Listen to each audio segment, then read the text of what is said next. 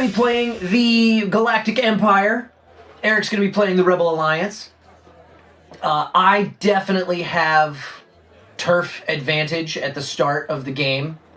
As the game wears on, things start to look better and better for the rebels. I believe. You would hope. You would hope. I would expect.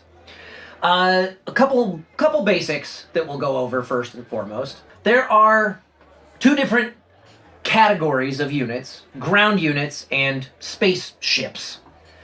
Your ground units for the rebels are just these rebel soldiers, and they're gonna have spaceships that include X-wings, Y-wings, star speeders, I think is what, or air speeders. Excuse me. Yeah, I've got X-wings, Y-wings, rebel transports, Corellian corvettes, Mon Calamar cruisers. So for the Empire, I have star destroyers in the space. I got TIE fighters. I got Death Stars. I can later on build super star destroyers. I've also got assault carriers. And on the ground, I have stormtroopers as well as ATSTs and AT-ATs. That's some basic stuff. You will also notice it at certain points on the board, well, there are a lot of planets that have little blank hex spaces on them. That indicates a populated planet. There are people who live there. And that means you can earn their favor. Either they support the rebels, or they can support the Empire. Any planet that doesn't support either and has imperial units on it is subjugated. Also with planets that support the rebels, if a ground unit ends up on that planet, it becomes subjugated by the imps. They still support the rebels, but you don't get the benefits of their support because you're not going to be waving flags when stormtroopers are walking down the street. Exactly. Over on this side of the board, there is a round tracker. This obviously indicates what round we're in. It will advance every round of the game. And this indicates rebel support throughout the galaxy. The rebel player's goal is to get the rebel support token on the same space as the round tracker. So throughout the game, he can do stuff, complete missions and things like that, that will allow him to advance his token down the round track. If at any point it meets the round tracker, he wins the game because he has earned enough favor throughout the galaxy that people don't think the Empire's so great anymore. My goal as the Imperial player is to locate the rebel base, which will be hidden. Actually, you can go ahead and figure out where you want to hide it. I forgot to do this. Yeah, now there are rules for that. I forget them. The rules are, I've already removed the cards that are where my units are starting. Mm-hmm. So I know he doesn't have a rebel base there because I'm there already. But he can pick any other planet on the board to hide his rebel base. It's recommended not to pick one that's right next to somewhere that I already have units, but that also gives me information, so we figure it out, I guess. It can be any other planet, any planet on the board that I don't start with units. My goal is to find the rebel base and eliminate all rebel units that are there. And whenever I get new ground units on a planet, he has to tell me if that planet is the base or not. If it is, all of his units that are on the rebel base go to that planet. If it's not, then it's not. And we keep playing. The structure of the game is played over a series of rounds, obviously. That's why we have a round tracker. And the rounds have three phases. There's the assignment phase, the command phase, which is the bulk of the game, and then the refresh phase. During the assignment phase, we have these mission cards in our hand. We both started with 4 starter missions, and during the assignment phase, we can choose any number of these that we want. I believe it's any number. Yeah, if you've got the people to support Yeah, if it. you've got the people. Choose any number of these. There's an example of a mission card. We can choose to play any number of these mission cards during the assignment phase, but in order to play that card, we have to have a leader in our leader pool here who has at least one of, or at least that many of that symbol on their standee. When you play it, you'll put it face down in the middle here with that leader that you're assigning to it on top of it. So the other player knows which leader you're using, they don't know what mission you're using them for. You can also double up and assign multiple leaders to the same mission, but all of the extra icons on there don't mean anything as far as that mission goes. Only the one that matches that mission's card. And we'll get to why that matters momentarily.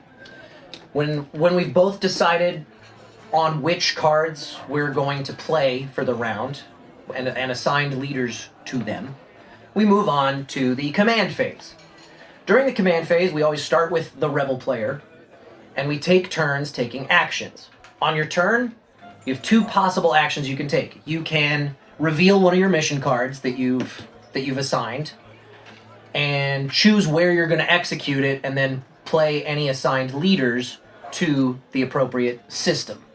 So, for example, gather intel, attempt in any rebel system. If successful, draw one probe card for every 4 rebel units at the rebel base. Minimum of 1 card. So, there are 2 different types of mission cards. There's this type that says attempt, and there's also a type that says resolve. Mm-hmm. If it says resolve, you immediately do the thing right away. If it says attempt, then you announce to the other player where you are taking that act or attempting that action. Say I'm gonna put guys right here, since it's a rebel system and there's a bunch of units. I don't know if that's a smart thing or not. I haven't really thought about it yet. But I assign the leaders that I assigned to the card into that system, and then he gets the option to oppose that mission since it says attempt. If he does opt to oppose, he can take any leader out of his leader pool and assign it to the same system. If it's opposed, we take a look at all of those icons that pertain to the mission card. That blue one. So I got 1, 2, 3, you've got 2, and we roll that many dice. And as far as missions go, dice color doesn't matter. So I would roll 3, he would roll 2. And as far as mission resolution goes, hits and direct hits count as 1 success. Blanks are obviously nothing. Specials count as 2 hits. And if the opposing player meets or exceeds the attempting player's count, which in this case you did, the mission is a failure. You don't get whatever the benefit is on that mission card, and if it's a starting mission card like the 4 that we're starting with, you can tell from that little icon in the bottom middle, then it goes back to your hand. If it's not a starting mission card, it's discarded, whether you succeed or fail. It's discarded, never to be seen or heard from again. Mm-hmm. That's how missions work. The other possible action you have is to activate a system. To activate a system, you place one of the leaders from your leader pool, not one of the ones that you've already assigned to a mission card, but one of the leaders from your leader pool you play onto any system, and then you can move units from an adjacent system into that system. The rules for movement are you cannot move out of a system that you already have a leader in. You can't leave leaders behind. And ground units need transportation. So I'm going to show my board here. You'll see numbers next to these spaceships that indicate how many transport spaces they have. That's how many ground units they can carry when they're moving from one system to another. TIE fighters are special because they are not capable of long-distance space travel, so they also require transport space. But not X-Wings. Not X-Wings, that's correct. But my air speeders definitely require transport. They do. They're ground units. I thought they were... That makes more sense. Well, they can shoot. I mean, they can shoot in the thing. No. If it's a yellow... We'll get to combat in a minute. But if it's yellow, it's ground combat. If it's blue, it's space combat. Okay. If I wanted to move guys from Mandalore to Kashyyyk, and I took the activate action here by placing a leader there, and decided I wanted to activate this system, I could move units from Mandalore over here. I have a Death Star, which is capable of transporting 8 units. So I could move the Death Star and then up to 8 more of these units, I could move all of them if I wanted to. Just as an example. If I don't have the space, I can't move that many units. That's the command phase. And then, if you move into a system that has enemy units, combat is initiated. Mm-hmm. Which I suppose we should talk about a little bit. Combat is where this game gets fiddly. So, looking at your player board, you've got 3 columns assigned for each unit. There's also a blue icon next to your space units, and an orange icon next to your ground units. Your ground units, well, except for your buildings, because they have special things that I think can affect space. The ion cannon. Yeah, the ion cannon can affect space. Otherwise, orange means it only applies to ground combat. Blue means it only applies to space combat. You resolve if both players have space units in the same system, then you will resolve space combat first.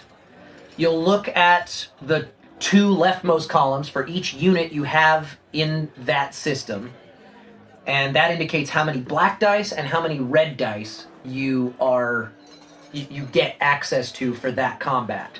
Up to a maximum of 5 of each color, because there are only 5 of each color in the game. The attacker will roll their dice first. They'll roll all their dice for that combat first. And for every one of these symbols you get, that means you get to deal 1 point of damage to any unit that has red health, since it's on a red die, or black health if it's on a black die. So that is the 3rd column over here. The X-Wings have black health in that 3rd column, 1 hit point. The Y-Wings, same. Rebel transports have 2 red health.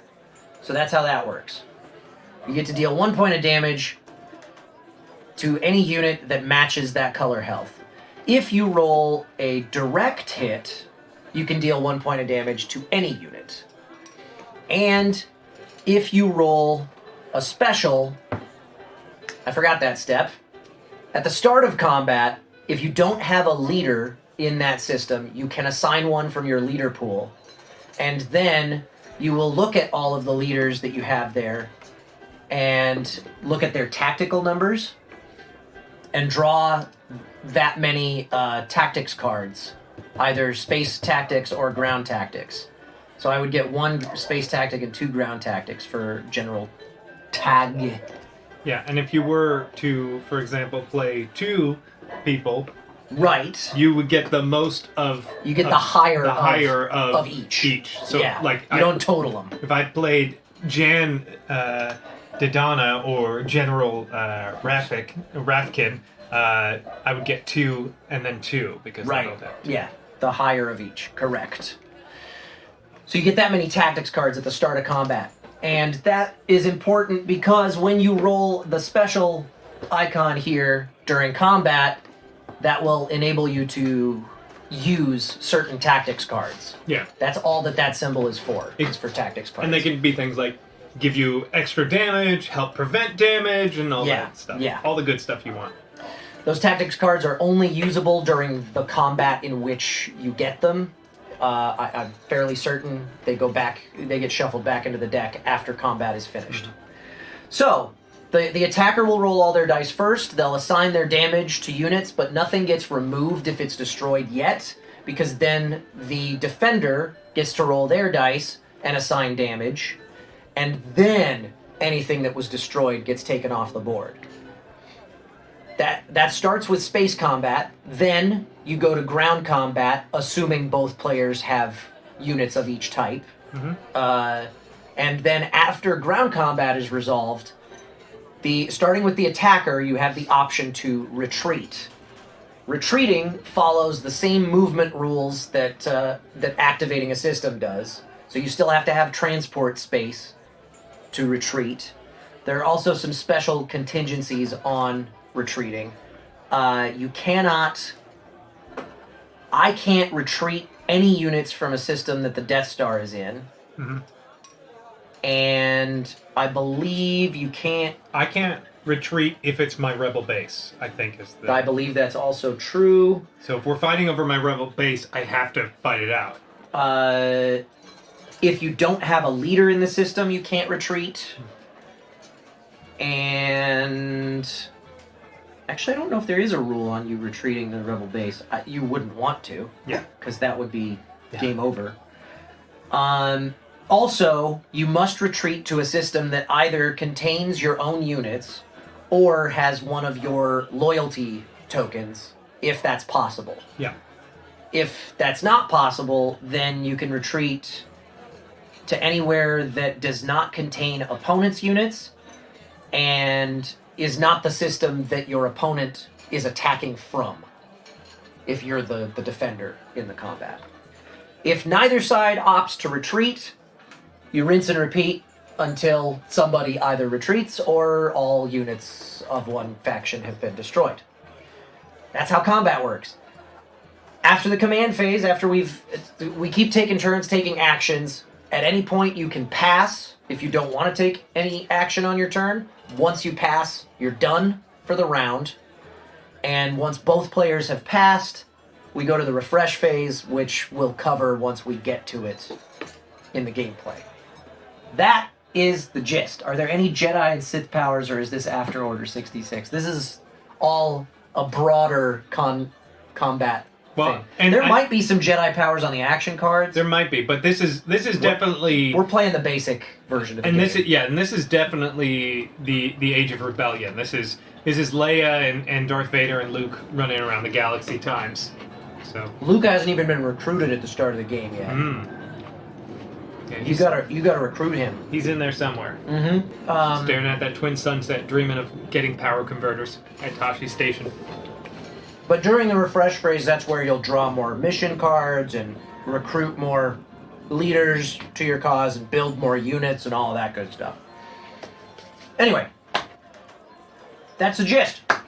Let's play. Hey, thanks for hanging out. If you want to spend more time with us, do us a favor. Hit that like button, hit that subscribe button, and most importantly, head on over to twitch.tv/BNB Tabletop and give us a follow there. We play board games live every Sunday night at 5 p.m. Pacific Time on a show we call The Board and Barrel. And we like to keep things interactive. You guys can influence what happens throughout the course of a game with our Buff and Nerf house rules. You can also make predictions on how things are going to pan out, play virtual bingo for a chance to win a free board game of your own, and heckle us and stuff from the chat. Thanks again for watching, and we'll see you Sunday night.